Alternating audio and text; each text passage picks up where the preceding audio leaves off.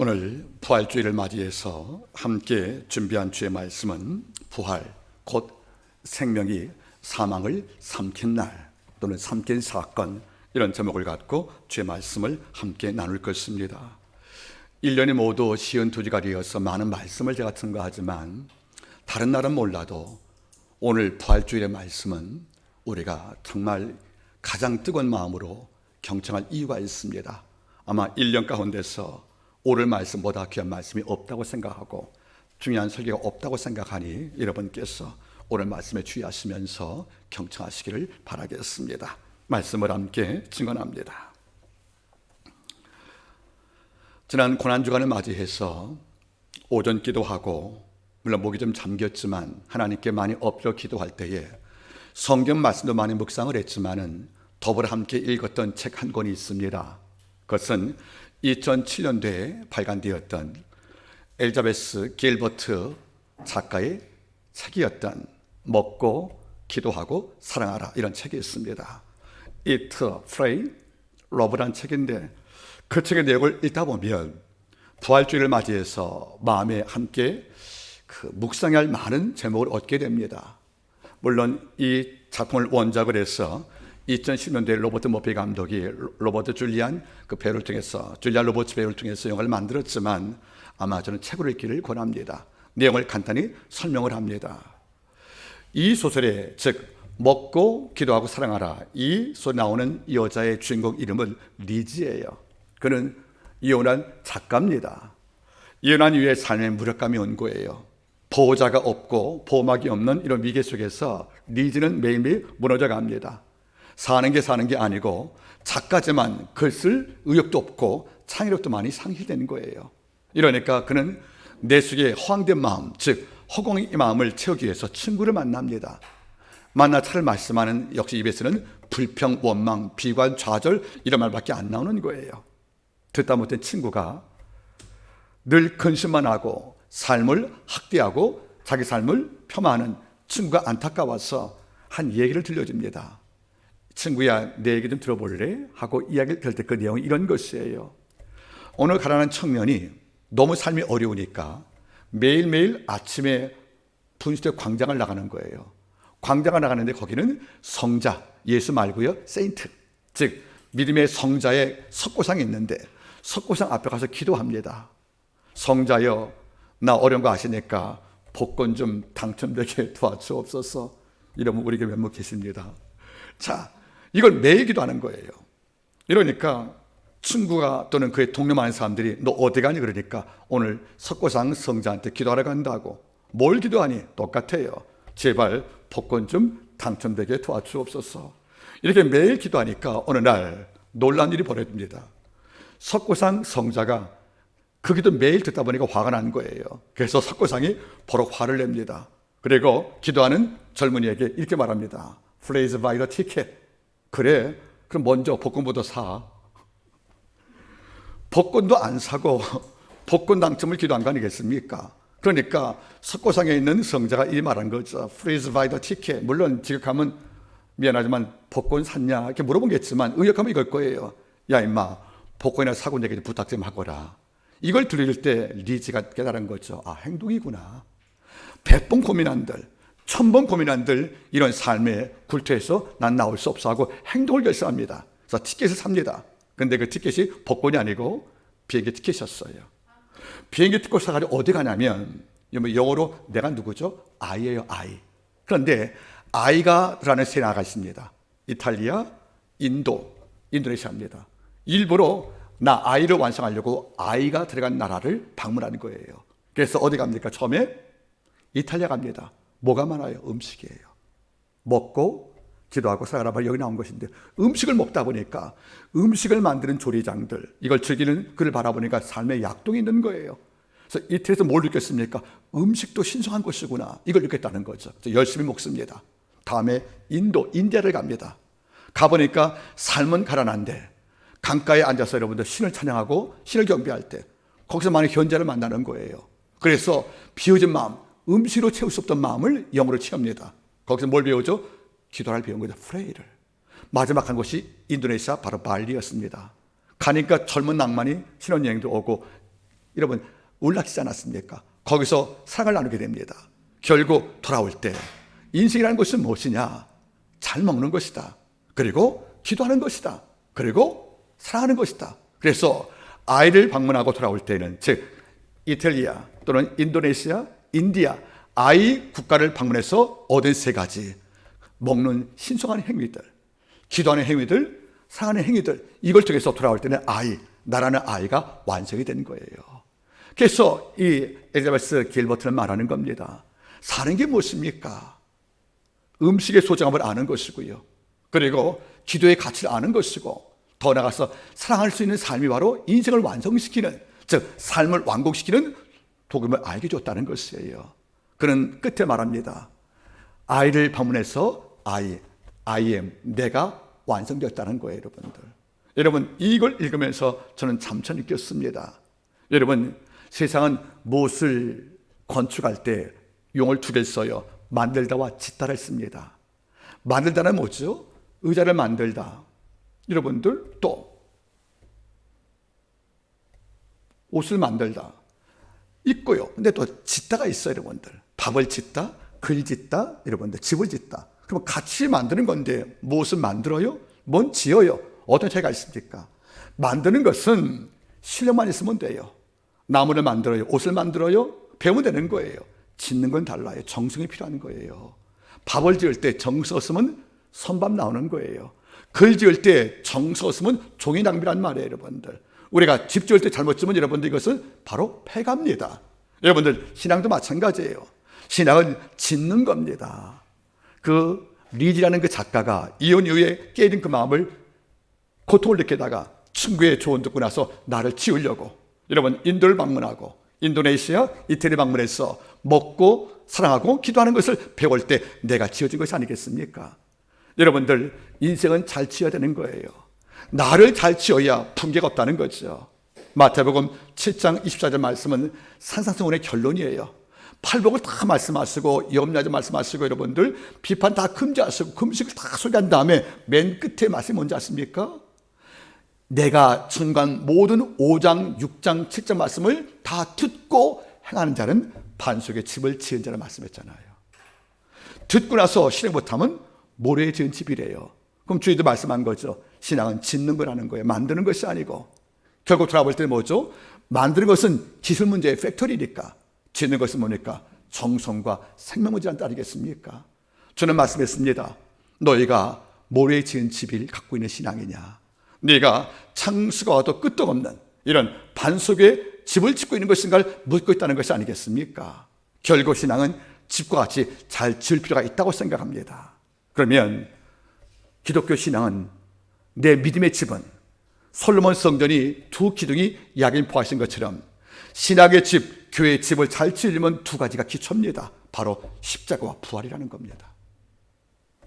십자가와 부활로 건축이 안 된 교회와 십자가 부활로 건축이 안 된 개인의 신앙을 창수바람에도 붕괴되는 모래죽과 다를 것이 없다는 거예요. 우리가 먹고 기도하고 사랑하라, 거기서 우리가 뭘 배웠습니까?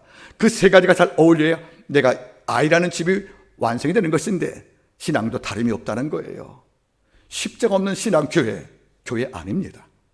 부활 신앙을 믿지 못한 성도 그리스도인 아닙니다. 이런 가운데 신앙을 분명히 뭔지 아십니까? 바로 십자가 사건인 예수와 부활의 예수를 함께 영접을 할 때 그 집이 잘 지은 집일 것이고, 이런 집은 주가 오라 할 때까지 이 땅을 살 때 어떤 비바람 참새도 붕괴가 안 되는 견관지로 남아있지 않겠냐, 그런 말이에요. 오늘은 신학을 잘 지었으면 오늘 부활주를 맞이할 때 우리 가슴에 설렘이 있지 않겠습니까? 여러분, 저는 어젯밤에 잠시 묵상 기도할 때 신학 복음서 한번 쭉 읽어봤어요. 여러분, 쭉 그 시간에 빈센주 하고 있어서 안 봤습니다. 드라마를 안 보고 그 시간에 여러분들 본방사수 않고 성경을 읽었어요. 그런데 복음서를 읽다 보니까 역시 십자가 부활과 연관의 두 말씀이 내 심장을 뛰게 했다는 거지요. 첫 번째가 뭡니까, 여러분들? 요한복음 19장 30절, 내가 다 이루었다는 말을 때 심장이 떨리는 거예요. 내가 다 이루었다. 여러분 잘 보십시오. 누가 감히 이런 말을, 뭘 이루었습니까, 여러분들? 구약에 언급된 메시아의 오심을 내가 이루었고, 속죄 양으로, 아살 양으로 죽는 사건이 이루어서, 다시 말하면 죄인인 인간에게 구원을 위해서 하나님이 설계하신 모든 계획을 내가 이뤘다가 말씀하시는 거, 여러분 제가 과거에 설계했지 않습니까? 이뤘다는 말이 우리말로 실감이 안 가요. 헬라어는 따라하세요. 테텔레스타이. 내가 다 빚을 지불했다는 거예요. 이제 빚 없다는 겁니다. 우리가 하나님 앞에, 죄 앞에 빚 없다는 거예요, 여러분들. 그게 테텔레스타이란 말이고요. 라틴 말도 멋있어요, 여러분들. 라틴 말로 콘스마티오란 말이 있어요. 콘스마티오. 이것은 완성자를 뜻이고, 콘스마티란 말이 뭐죠? 무엇을 완성했다는 말이거든요. 그게 에스트가 붙었으니까 비동사니까 됐다는 말이죠. 콘스마트메스트, 무슨 말입니까? 완성되었다, 그런 말이에요. 무엇이 완성되었습니까? 십자가를 통해서 하나님의 구원이 완성이 된 거예요. 콘스마티오 에스트, 다시 말하면 내가 십자가의 죽으심을 통하여 이 땅에 하나님이 바라시는 구원의 계획이 완성이 되었고, 내 죽음을 통하여 인간이 죄산받고 영생을 얻은 그 모든 계획을 내가 콘스마티오, 완성을 했고, 내가 완성된 것을 선물 주었다는 거예요. 심장이 떨립니다, 여러분들. 그래서 어제는 잠시 엎드렸는데, 다 이뤘다, 이 말은 아무나 하는 말이 아닌 거예요, 여러분들. 이 말보다 놀라운 선물이 없잖아요. 심장이 뜁디다. 다음 말이 뭐죠, 여러분들? 마태복음 24장 24, 5절 말씀일 거예요. 십자가 돌아가신 예수님을 부활을 믿지 못한 여제자가 새벽에 무덤을 방문했잖아요. 무덤이 열려 있거든요. 놀란 여인이 어디 갔냐고 울 때 천사가 나타났습니다. 그리고 이렇게 말합니다. 너희가 어찌하여 산 자를 죽은 자 가운데 찾느냐? 그가 여기 계시지 않고 살아나셨느니라. 여러분, 심장이 떨리지 않습니까? 우리가 지금도 이 음성에 귀를 기울일 이유가 있다는 거예요. 어찌하여 산 자를 부활했는데 죽은 자가 있는 무덤에서 찾고 있느냐? 그가 다시 살아나셨다는 말씀이 남겨주었단 말이에요. 순간 눈물이 핑도를 가리겠습니까? 여러분, 기독교는 십자가 부활입니다. 이 두 가지가 생략이 되면 그냥 기독교는 종교입니다. 여러분, 우리가 로마서 4장 25절 말씀을 4장 우리가 10장 9절 말씀을 기억해 볼까요, 여러분들? 로마서 10장 9절 말씀 여러분 기억나죠, 여러분들? 내가 만일 내 입으로 예수를 주라 시인하고 또 하나님께서 그를 죽은 자 가운데서 사는 것을 내 마음에 믿으면 구원을 얻으리니. 여러분, 바울은 하나님 말씀을 통하여 분명히 이렇게 증거합니다. 내가 만일 내 입으로 예수를 주라 시인하고 또 하나님께서 그를 죽은 자 가운데서 살리신 것을 내 마음에 믿으면 구원을 얻으리니. 사람이 마음으로 믿어 의에 이르고 입으로 시인하여 구원에 이른다는 말씀을 주었잖아요. 누가 성도입니까, 여러분들? 예수를 십자가의 구속을 이룬 이른바 구원자로 믿는 것이고요. 이걸 입으로 공개로 시인하는 것이고요. 더 나아가서 하나님이 사흘 만에 무덤에서 건지시어서 그를 부활로 이끄시어 왕을 삼으신 이것을 내 마음에 믿으면 구원을 얻게 될 수 있다는 거 아니겠습니까? 많은 걸 생각을 해봤어요. 제가 목회하는 한마교회 성도가 그리 많지 않습니다. 하지만 주가 마지막에 저 만날 때, 제가 주께 돌아갈 때 하나님께서 저하고 말씀하실 경우에 네가 성도 몇 명을 모았냐고 묻지 않을 겁니다. 네가 교회 청취했냐고 묻지 않을 거예요. 내게 맡긴 양을 얼마나 십자가 구속으로 믿는 성도를 만들었는가, 이걸 묻지 않겠습니까? 무한한 책임감을 느낄 수밖에 없다는 겁니다. 오늘 부활주일입니다. 이 날은 모든 날 가운데 날 중에 날일 것입니다. 그리고 이 날만큼은 인류에게 결코 달력에서 삭제할 수 없는 하늘의 날인데, 많은 사람들이 오늘도 아무 생각 없이 주일을 맞이하고 있다는 것이 마음이 아플 수밖에 없다는 것이 제 고민이라고 생각을 합니다. 오늘 부활주일을 맞이해서 부활의 의미와 그리고 부활의 결과에 대한 말씀을 나누시면서 오늘 여러분의 마음속에 부활의 축제가 이루어지길 먼저 부탁을 드리겠습니다. 자, 오늘 본문의 말씀을 함께 나눠보겠습니다. 15장, 고전 15장 먼저 하나님의 말씀 보시겠습니까? 12절 말씀. 그리스도께서 죽은 자 가운데서 다시 살아나셨다 전파되었거늘 너희 중에 어떤 이들은 어찌하여 죽은 자 가운데서 부활이 없다 하느냐. 바울은 첫 번째 우리에게 도전을 던집니다. 따라하세요. 도전받는 부활신앙의 위기. 여러분, 그때도 했다는 거예요. 내가 예수의 부활을 받고, 사실 바울은 부활한 예수가 전도했잖아요. 다메섹에서. 이 바울은 부활 소식을 들은 게 아니에요. 직접 예수를 목격을 했습니다. 교회를 핍박하려고 고문받고 멀리 갈 때에 주님이 바라보니까 사도 바울, 즉 그때는 이제 사울이었죠. 심장이 뜨거워요. 하나님의 법을 어긴다고 오해했던 교인을 핍박하려고 달려가는 그 열정을 봤는데 방향이 틀린 거예요, 여러분들. 그렇죠? 그래서 하나님이 결심한 거죠. 이 녀석을 바꾸면 그 열정을 바로 쓸 수 있겠다. 그래서 바울을 만났는데 부활한 이미 직접 만난 거예요. 열두 사도가 전도한 게 아니고. 그래서 여러분들, 낙마하고 시력을 잃어버릴 경우에, 아주 비침할 때 그런 모든 걸 잃어버리고 있을 경우에 하나님 음성을 지었습니까? 사울아 사울아 내가 왜 나를 핍박하느냐고요. 순간 사도 바울을 그가 거듭이 나는데 놀란 게 있어요. 그 체험을 통해서 교회를 죽이려고 했던 자가 교회를 위해서 죽었고요, 복음을 도말시키는 자가 복음 때문에 산 것이 아니겠습니까? 결국 바울은 직접 뭡니까? 예수를 몸으로 겸한 자입니다. 그러니까 그런 부활을 증거할 때 담대하고 뜨겁다는 거 아니겠습니까? 그런 말한 거죠. 내가 예수의 사슴을 전파했는데 왜 내 복음을 듣고도 너희 가운데 부활이 없다고 말하는 반문이 무엇인 것이야? 묻고 있는 것이 아니겠습니까? 여러분 잘 보십시오. 부활신앙은 바울 당시부터 도전을 받은 거예요. 그럴 리 없다는 거죠. 부활이 없다는 도전을 그때 받았고 지금도 더 가혹하게 우리는 받고 있다는 것이 아니겠습니까? 여러분 잘 보시기 바라겠습니까? 가끔 저는 마술자 최현우 씨를 보면서 놀라기도 해요. 그 조그만 양반이 참 재주가 많아요. 여러분 마술은 뭐죠? 눈 속이는 즐거움이에요. 마술도 필요하니까 여러분. 흑마술이 아니니까. 그렇죠? 뭐 악한 마귀의 이름으로 행하는 흑마술은 우리가 우상으로 종자겠지만 이건 놀이니까. 근데 놀란 게 있어요. 현대인들은 눈 속이는 마술에는 열광을 하면서 아버지의 능력인 기적에는 관심이 없는 거예요. 여러분 마술도 뭡니까? 못 믿잖아 우리가. 보다 보면 이게 너무 놀라우니까. 그런데 마술 보고 놀라고 경탄하고 박수를 보내요. 이런데 마술과 다른 더 놀라운 사건인 기적이 바로 부활인데 하나님 기적을 보고도 우리는 놀라지 않고 냉대하고 의심한단 말이에요. 여러분 어떻습니까? 하나님의 기적이 마술보다 하급에 놀립니까 여러분들? 어떻게 눈속임을 알고도 마술 보고 박수치며 기뻐하면서 우리 아버지의 기적을 보고 우리는 놀라지 않는지. 현대인들은 소중한 걸 존재하는 걸 잊어버렸어요. 아버지의 선물인 기적과 그리고 모든 능력을 보고도 마음에 감동과 감탄이 없다는 것이 아니겠습니까? 여러분들 오늘 바울을 보세요. 어찌하여 너희 가운데 부활이 없단 말이 들리느냐. 또 누구는 부활이 지났단 말이 들린 것인가 하고 이 바울이 안타까운 것이 아니겠습니까? 여러분 밖을 나가 보세요. 예수 부활했습니다. 여러분 병자 취급받습니다. 그리말하고 다니면. 또 성도끼리도 예수 부활했습니다 믿으면 일부는 아멘 하고요, 일부는 뭔지 아십니까? 그는 정신의 부활이지 이게 부활이 아니라는 거예요. 잊지 마세요.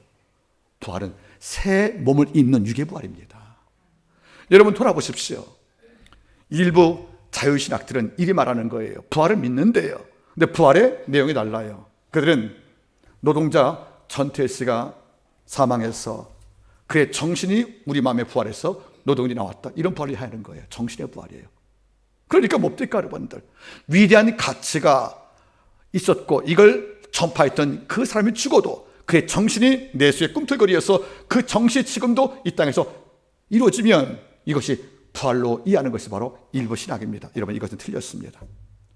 그걸 포함하지만 성경 말씀이 언급된 부활은 뭡니까? 우리가 이걸 보고 새 몸을 입는 겁니다. 예수의 부활은 주가 말씀해 주었습니다. 내 몸 만져보라고요. 유령은 뼈와 살이 없지만 나 있다고. 그리고 육이 있음을 증명하려고 주께서 음식을 먹습니다. 그가 뭔지 아십니까? 주가 말씀하신 부활은 바로 육체를 입는 새 부활인데 이걸 많은 자가 믿지 못하기 때문에 하는 말이 뭐죠? 부활이 어디 있냐고 오히려 문제가 있는 것이 아니겠습니까? 오직 했으면 주가 말씀했잖아요.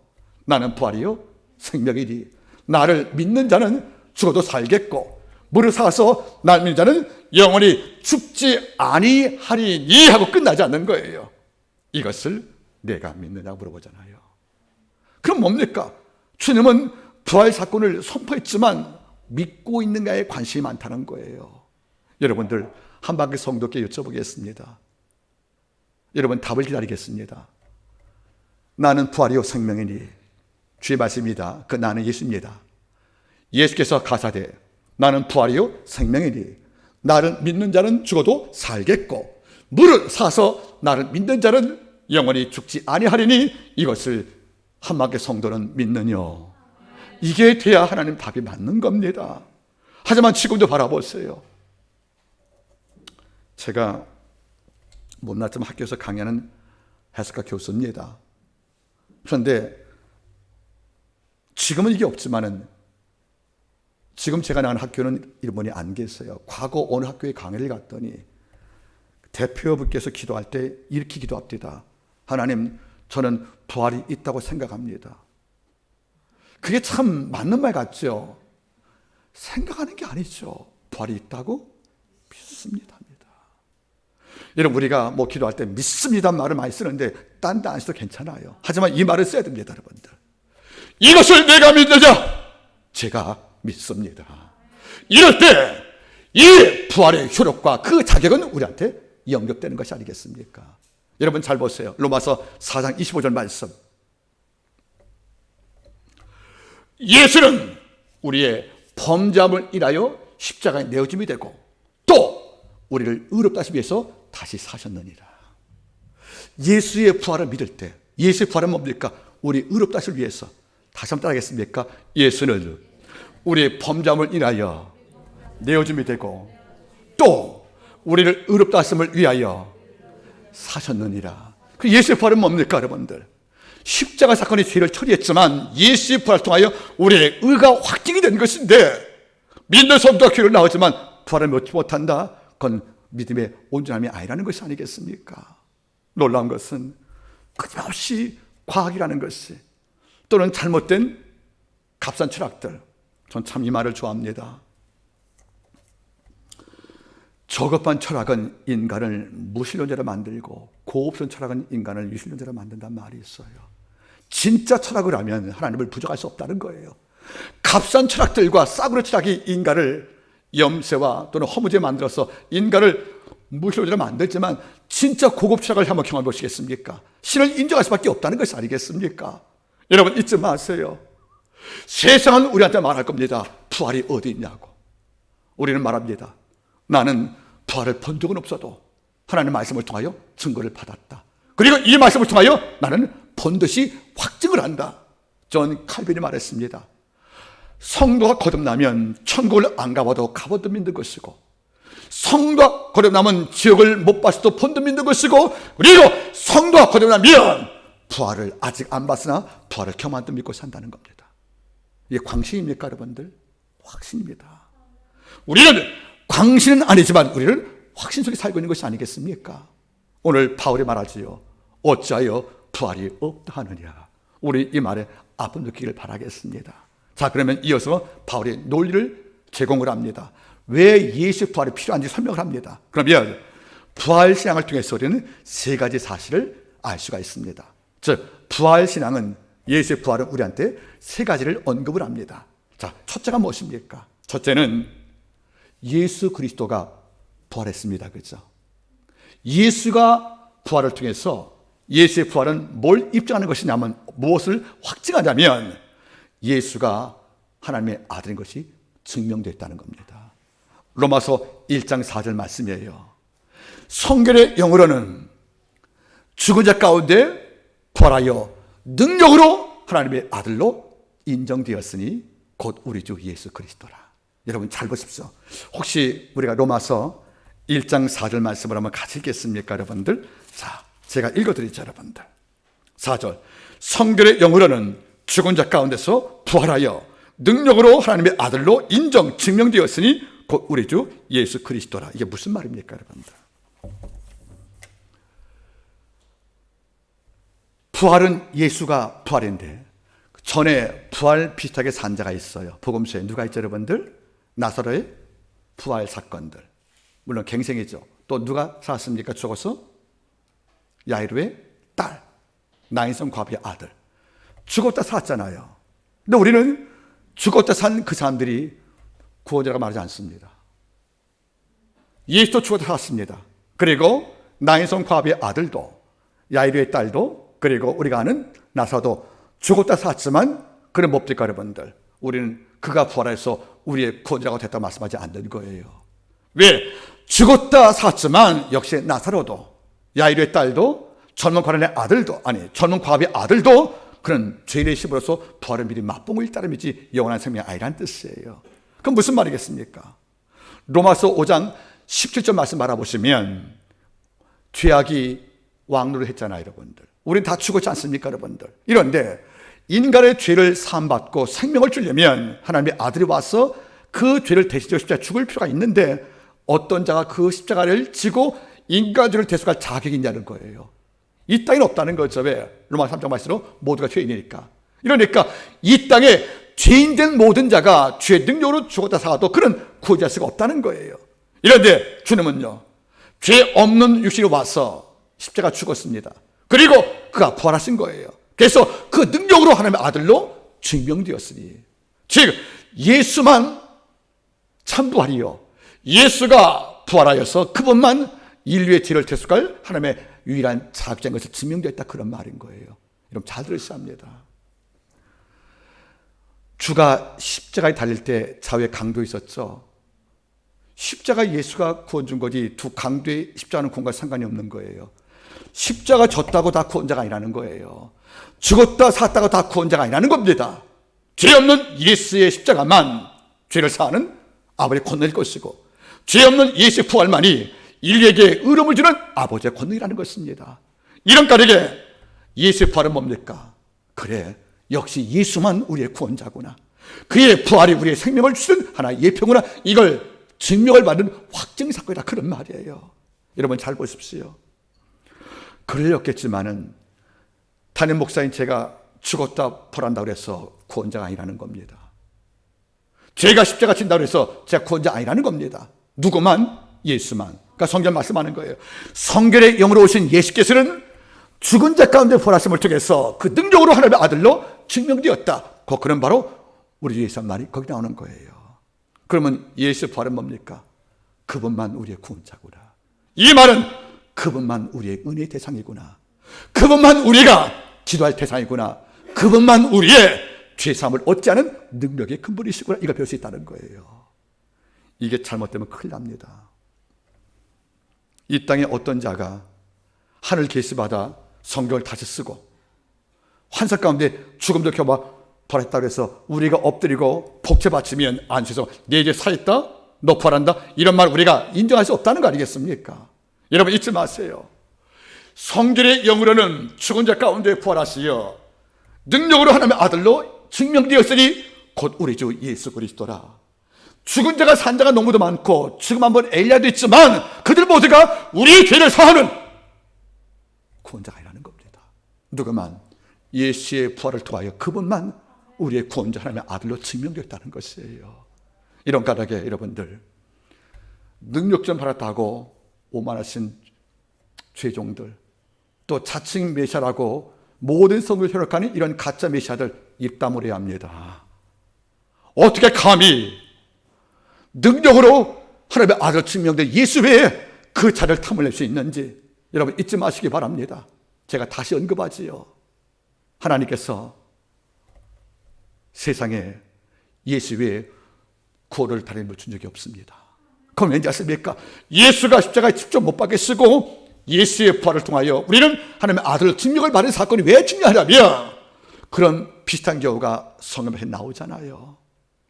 죽었다 산 자 경험도 많고요. 예수가 부활할 때 무덤께서 수많은 백성의 무덤을 나오지 않습니까? 그들이 부활했다 할지라도 그 부활은 우리의 구원자의 자격이 될 수가 없다, 그런 말이에요. 오직 뭡니까 여러분들? One and only, 오직 그분 혼자만 유일하게 우리의 구원자인 것을 잊지 말기를 바랍니다. 그러니까 바울이 언급했어요. 예수 외에 어떤 태원자가 없다고요.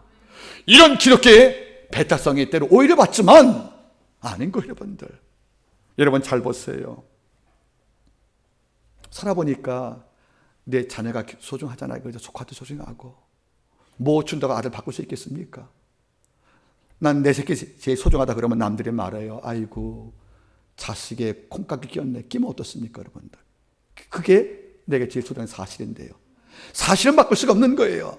One and only, 하나님 동시에 유일한 것입니다. 즉 다시 말하면 예수의 부활은 예수 그리스도만 주가 보내신 하나님의 아들이고 우리의 구속을 완성할 하나님의 종인 것을 인정받을 사건이라는 것을 우리가 먼저 기억할 필요가 있다는 거지요. 이러니까 여러분들 앞으로 부활을 경험했다고, 내가 환생을 보고 십자가 죽은 경험이 있다고 수없이 말해도 이것은 우리가 하는 말이 뭐죠? 입을 다물라고 말 수밖에 없다는 거예요. 하박국도 마찬가지고요. 스가랴서 2장도 마찬가지예요. 여호와께서 성전에 일하시니 모두가 잠잠할지어다. 예수의 부활 앞에 어떤 가짜 얼치기 예언자들 다 입단할 필요가 있다고 생각합니다. 이것이 부활의 첫 사건입니다. 다음에 두 번째, 부활은 우리에게 어떤 사건을 준 사건입니까, 여러분들? 두 번째 사건은 뭡니까? 로마서 5장 17절. 한 사람 아담으로 말미암아 들어온 죄가 우리 가운데 죄 가운데 왕 노릇했다고 말하죠. 이제까지 죽기 전까지는 누가 왕이었습니까? 사망이었다는 거예요. 이런데 이 예수의 부활을 통하여 왕 역할을 했던 그 사망 권세가 예수의 부활을 통하여 사망에 죽었고 생명이 사망을 삼켜버린 은혜 사건이라는 겁니다. 놀라운 거예요, 여러분들. 우리는 여태까지 몰랐습니다. 왜 사람이 죽지? 늙으니까 죽지. 아니에요. 죄의 값은 사망이라. 사람이 죽는 것은 늙어 죽는 게 아니에요. 늙어 죽는 것은 하나의 방법일 따름이에요. 우리가 죄의 값이 뭐라는 겁니까? 사망이라는 거예요. 그러면 사망에 이르는 방법이 뭐죠? 때는 늙는 것들 또는 질병, 사고사 이런 게 있다는 거예요. 어쩌면 아담 창조 때는 사망이 없었습니다. 그의 범죄로 사망이 유입됐고 이거 우리가 벗자마자 수명된 것이 아니겠습니까? 문제는 아담 범죄 이후, 즉 한 사람의 범죄 말미암아 사망이 우리 가운데 뭐 있다고요? 왕 노릇했다는 거죠. 여러분, 왕과 왕 노릇은 어떤 차이가 있어요? 이게 진짜 같이 한 거예요. 왕이 아닌데 왕 역할한 거예요. 마치 배우가 왕 역할한 거예요. 진짜 왕이 따로 있어요. 그런데 사망이 왕이 아닌데 예수가 왕이신데 이제까지 뭡니까? 왕 노릇하고 내가 왕이라고 우리 기만하는 거예요. 그 왕한 자가 또 한 사람을 통하여 이제는 은혜가 왕되었단 말이에요. 무슨 말이에요? 예수가 십자가 죽어서 죄를 철회해서 심판을 대신 받았지만 예수의 부활을 통해서 왕 노릇한 사망 권세가 드디어 폐위된 겁니다. 왕에서 쫓겨난 거란 말이에요. 그리고 예수께서 뭡니까? 우리의 왕 되시어 경배를 받고 있다는 거예요. 예수의 부활은 뭡니까? 더 이상 사망이 인간에게 제일 무서운 공포의 대상이 아니고 예수의 부활은 무슨 말이겠습니까? 왕노릇하면서 이 땅을 겁박했던 그 사망 권세가 드디어 머리가 끼어지고 사망이 파괴되어서 더 이상 믿는 성도에게 사망은 더 이상 힘일 수가 없다, 그런 말이에요. 그래서 바울이 맞아, 사망아 내 쏘는 곳이 어디 있냐고 이제 없다는 거예요. 사망을 삼켜서 생명이 이긴 사건이 부활 사건이라면 더 이상 우리는 사망을 좋아할 필요가 없다는 거지요. 근데 우리는 말할 거예요. 근데 우리 다 죽잖아요. 그러면 예수 믿고 죽는데 믿기 전에 죽는 무슨 차이가 있겠습니까? 차이가 있다는 거죠. 예수 믿기 전에 부활의 향이 없는 자연인이 죽을 때에는 심판을 받게 주는 거지만 구원을 받은 백성은 하나님 만나게 새 몸을 입게 주는 거란 말이에요. 그러니까 우리를 천국을 가기 위해서 우리는 환송을 떠나는 것이고 그는 심판에 가는 것이 아니겠습니까? 그러니까 하나님 만나면 육을 벗을 수밖에 없으니까 죽음의 과정은 통과하지만 우리의 죽음은 사망이 아니라는 거예요. 우리의 죽음은 부활을 위해서 주는 육체를 버는 사건이니까 우리의 죽음은 사망이 아니고 새 몸을 입기 위한 하나의 변화입니다. 믿지 않는 자는 뭡니까? 죽음이고 사망인 거예요. 그래서 예수 만나서 심판받고 둘째 사망까지 가는 겁니다. 따라하세요. 믿는 성도는 죽음은 있지만 사망은 없다예요. 우리는 둘째 사망이 없는 겁니다. 알겠습니까? 이런까지 우리는 뭘 느끼는 것이에요? 나를 믿는 자는 죽어도 살겠고 무릇 살아서 지금 나를 믿는 자는 영원히 죽지 아니하리라. 여러분 잘 보시기 바라겠습니까? 부활 신약을 만난 이후에 제 삶은 너무도 행복했답니다. 저는 젊은 나이에 어린 나이에 부모를 잃었잖아요. 그것도 병으로. 부모라는 거대한 벽이 무너질 경우에 그 상실감은 엄청난 거예요. 저는 많은 젊은 사람들이 부모에게 말대꾸하고 대들고 할 때 뭘 느낀지 아십니까? 부모의 부재를 아직 모르는구나. 부모가 사실 당시에 주어질 상실감 아직도 철이 없어 모르는구나. 가끔 제가 이야기하거든요. 우리 아이들한테, 물론 그러지는 않지만은, 우리 부부하고 우리 아이들은 원칙이 있어요. 혼낼지언정 짜증을 내지 말라는 겁니다. 자꾸 짜증을 내면 이것은 혼내는 것도 아니라 교육도 아니란 말이에요. 우리 자녀분들이 물론 잘하는 분이 많이 계시지만 부모한테 고개 쳐들고 여러분들 말대꾸하고, 그게 무슨 자기들은 굉장히 지혜롭고 그게 뭐 다 커서 그냥 생각할지 모르겠지만 여러분 그거 아니에요. 나이 들어보세요. 여러분들 부모 마음 헤아리면 말도 골라 사는 것이, 여러분들 더 나가서 여러분들 할 말도 안 하고 살아요. 왠지 아십니까? 부모라는 공간이 무너지면, 저는 경험했거든요. 어머니 아버지가 제 삶을 떠나서 저 혼자 쓴 거예요. 동생 셋이 있는데, 어머니 아버지가 세상을 떠났을 경우에 그 부재의 고통을 이길 준비도 안 된 상태에서 어머니 아버지가 제일 떠나시고 나니까 저는 굉장히 힘들었습니다. 여러분들 이 땅을 살면서 죽을 많이 경험한 제 입장에서 너무 주님이 무서웠던 거예요. 어린 때 예수가 영접하기 전까지, 부활신을 믿기 전까지는 어머니 아버지 잃어봤으니까. 그때 말했지만 저는 어려움도 못 부려봤어요. 엄마 아빠 이것도 못 해봤어, 한 번도요. 근데 내가 사치였으니까 할 대상도 없었고요. 그래서 그 죽음이라는 그 고통에 너무도 힘들었었는데 주를 만나 부활신앙을 알게 된 거예요. 그리고 믿게 된 거란 말이에요. 그 순간 뭘 느꼈는지 아십니까, 여러분들? 더 이상 죽음이라는 것이 물론 피할 수밖에 없을 만큼 우리가 본능은 있지만 결코 죽음 자체가 우리의 전부를 삼켜버릴 엄청난 재앙은 아니라는 거예요. 여러분들 잊지 마세요. 여러분들 어쩌면 예수 부활을 마음에 경험한 자는 다니엘 세 친구가 풀 위에 뛰어들 마음을 이해하시는 거예요. 예수 부활을 믿는 자는, 부활의 그 사건을 영접한 자는 사자골털에 가도 금수를 알고 기도했던 다니엘 세 번 기도를 할 수 있는 것이 아니겠습니까? 여러분 어때요, 여러분들? 부활을 통해서 우리가 더 이상 사망을 두려워하지 않는, 생명의 부활을 통해서 여러분들 사망을 삼키지 버렸기 때문에 더 이상 우리를 사망이 겁박할 수 없는 이런 영적 자유가 왔다, 그런 말이에요, 여러분들. 그래서 로마 8장 말씀, 진리를 알지니. 무슨 진리? 부활의 진리. 이것이 너를 사망 주에서 자유케 하리라. 여러분 잊지 마세요. 이런 부활의 영광을 우리가 몸을 경험했는데 우리가 모르고 산다는 것이에요. 마지막 세 번째 뭐가 있습니까? 이 부활은 그분의 부활인 일회 사건이 아니고 우리의 부활을 확증하는 예표 사건입니다. 고전 15장 끝 보시기 바랍니다. 20절 말씀. 그러나 이제 그리스도께서 죽은 자 가운데서 다시 살아 잠자는 자들의 첫 열매가 되셨나니. 아멘. 예수의 부활이 첫 열매예요. 그러면 첫 열매가 맺은 곡식은 그 다음날 두 번째 곡식이 맺잖아요. 첫 열매 안 맞으면 그 곡식은 죽어버린 겁니다. 그죠? 그건 평생 열매가 맺을 수가 없다는 거예요. 그러니까 농부는 가을에 추수할 때 뭘 보냐면 내가 심었던 파종된 식물의 첫 결실 맺으면 이 나무 안 죽었구나. 이제 얼마 후에 이 가지에 많은 결실이 맺겠지. 그래서 첫 열매가 이 나무의 산 증거고 첫 열매가 다음 열매를 예약하는 하나의 상징을 말하는 겁니다. 주님이 첫 열매래요. 그러면 부활 사건이 확증이 된 것입니다. 이게 뭐죠? 다음 우리가 주가 재림할 때 먼저 가신 분들은 무덤을 깨어 나올 것이고 우리는 몸별에서 부활을 경험할 것입니다. 새 몸을 입고. 그래서 예수의 부활은 다음은 네 부활이다. 넥스트, 다음에 우리 부활을 약속하신 확증과 같다는 것이 아니겠습니까? 여러분 우리는 다시 만날 거예요. 우리 먼저 가지고 우리 김재표 장로님, 우리는 다시 만날 거예요, 여러분들.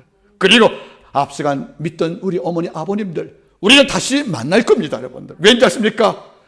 천국 계신 그분과 우리의 부활이 함께 만나고 나면 그것은 어린 양 혼인잔치가 될 것이고 축제가 될 것이 아니겠습니까? 여러분 잊지 마세요. 우리의 부활은 약속되었습니다. 주는 말씀이었습니다. 아버지가 나를 보내신 것은 내게 주신 자를 다시 살리려 합니다. 그게 여러분들 영만 살리는 게 아니란 말이에요. 마지막 날에 산다는 말이 무슨 말입니까? 부활을 말하는 것입니다. 여러분 어떻습니까?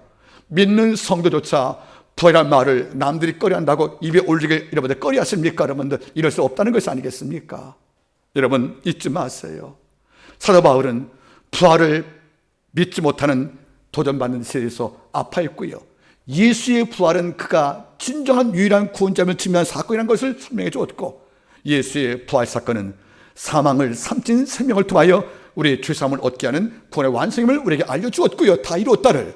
그리고 예수의 부활은 우리의 부활 사건의 예표로서 의미가 있다는 것을 알려준 다음에 고린도교회한테 이렇게 말합니다. 15장 끝절. 그러므로 형제들아, 그러므로 58절 말씀 15장. 그러므로 이런 이유 때문에 내 사랑하는 형제들아, 견고하여 흔들리지 말거라. 누가 뭐라 하든 흔들리지 말거라. 세상이 어떤 논리로 우리의 부활신앙을 변박하든 그리고 확대하든 견고하여 흔들리지 말고 오직 더 주의를 힘써서 주의 올 때까지 우리가 부활을 소망하자. 너희 쓰고 주 안에 헛되지 않는다. 부활의 공격을 받는, 부활의 평화를 받는 이 시대에 믿음을 지킨 모든 수고로움이 헛되지 않을 거라고 우리에게 남김을 주었다는 것이 아니겠습니까? 말씀을 제가 맺기를 원합니다. 여러분들, 부활 두 글자는 인류에게 주어진 최고의 하나님의 언어입니다. 예수 오기 전까지 부활이란 말은 우리한테 금기어였고, 이 말은 이 땅에 존재도 못했습니다. 예수가 오신 다음부터 우리는 부활이라는 천국의 말을 드디어 배웠고요. 이 말을 우리가 선물로 받았습니다. 저는 말씀하십니다, 여러분들. 나는 부활이요 생명이고, 그리고 마지막 날 내가 널 살릴 것이라고. 이런 마음을 끌어안고 지금 혹 어떤 이유로 부활신앙에 의심이 왔습니까? 이럴 때 바울은 말합니다. 그러므로 내 사랑하는 아델포스 형제들아, 견고하여 흔들리지 말고 오직 더 주의를 더욱더 힘자가 되거라. 그러면 너의 수고 주 안에서 허다한 말씀을 주었으니까 이번 주간 부활의 영광을 마음에 끌어안으면서 하나님께 감사하는 축제가 되기를 주의 이름으로 축복합니다. 기도하겠습니다.